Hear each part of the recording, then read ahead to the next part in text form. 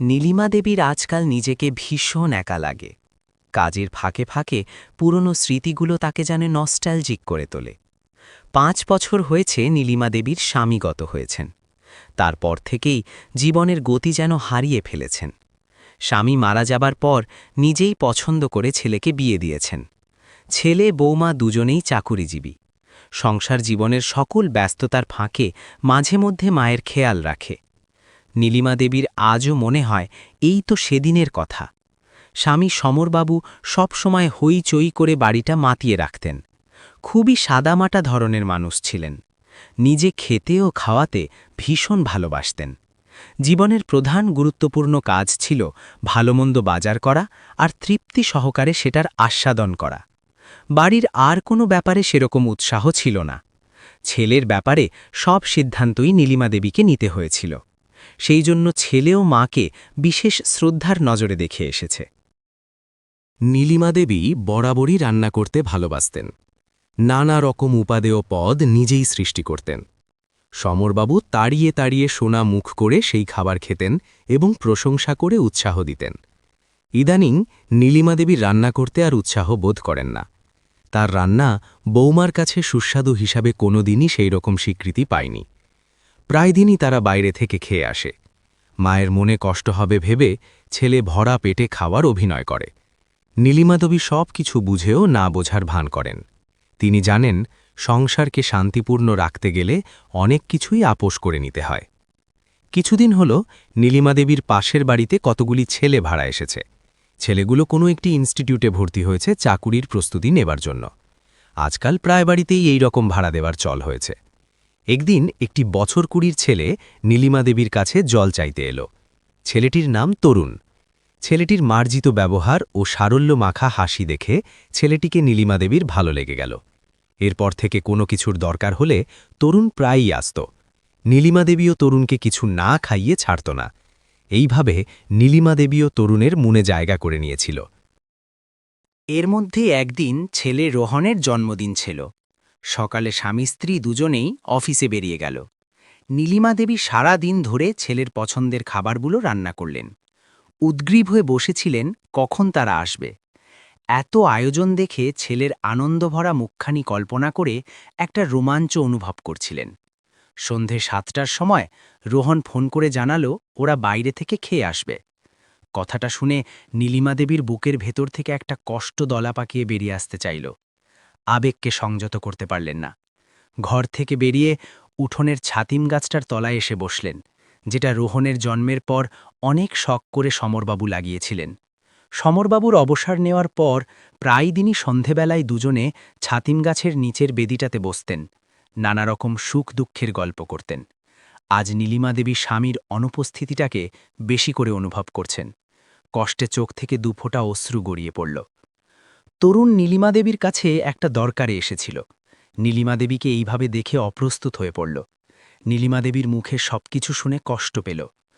তরুণকে বসতে বলে নীলিমা দেবী সারাদিন পরিশ্রম করে যে রান্নাবান্না করেছিলেন সব তরুণের হাতে তুলে দিলেন। শুধু পায়েসের বাটিটা হাতে নিয়ে নিজের হাতে তরুণকে পায়েস খাইয়ে দিলেন। তরুণের মুখের হাসি দেখে তার মন আত্মতৃপ্তিতে ভরে গেল।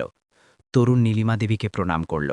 নীলিমা দেবী পরম মমতায় তরুণকে বুকে জড়িয়ে ধরলেন। পরের দিন তরুণ এসে নীলিমা দেবীকে একটা প্রস্তাব দিল। ওরা যে কজন ছেলে একসাথে থাকে তারা প্রত্যেকেই নীলিমা দেবীর রান্না খেয়ে অভিভূত। সেই জন্য সকলেই চাইছে নীলিমা দেবী যদি ওদের রোজের রান্নাটা করে তবে বাইরে গিয়ে ওদের অখাদ্য কুখাদ্য খেতে হয় না।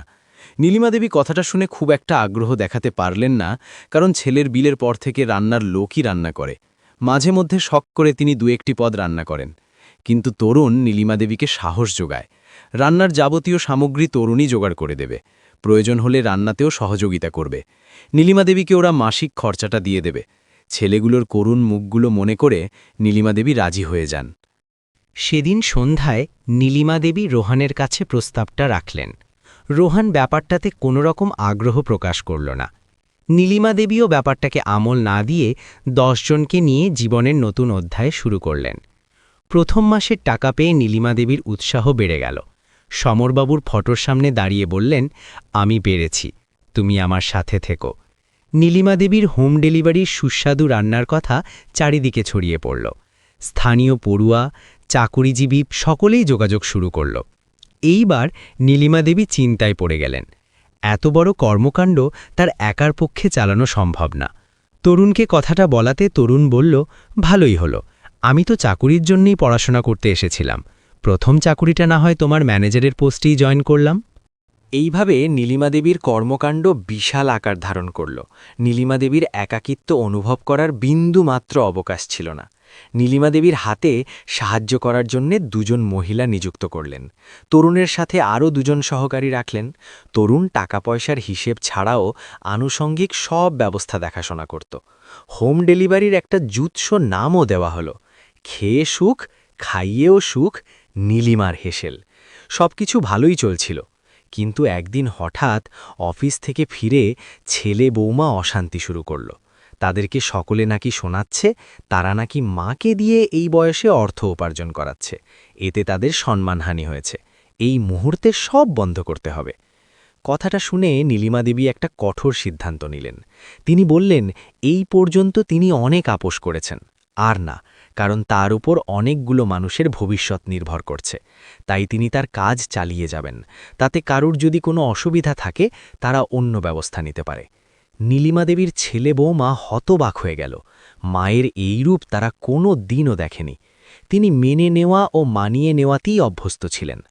রোহনও আশ্চর্য হয়ে গেল এই ভেবে যে মা কবে এত স্বাবলম্বী ও আত্মবিশ্বাসী হয়ে উঠল ও ঘুণাক্ষরেও টের পেল না। রোহনের নিজেকে কিছুটা হীনমন্য মনে হল।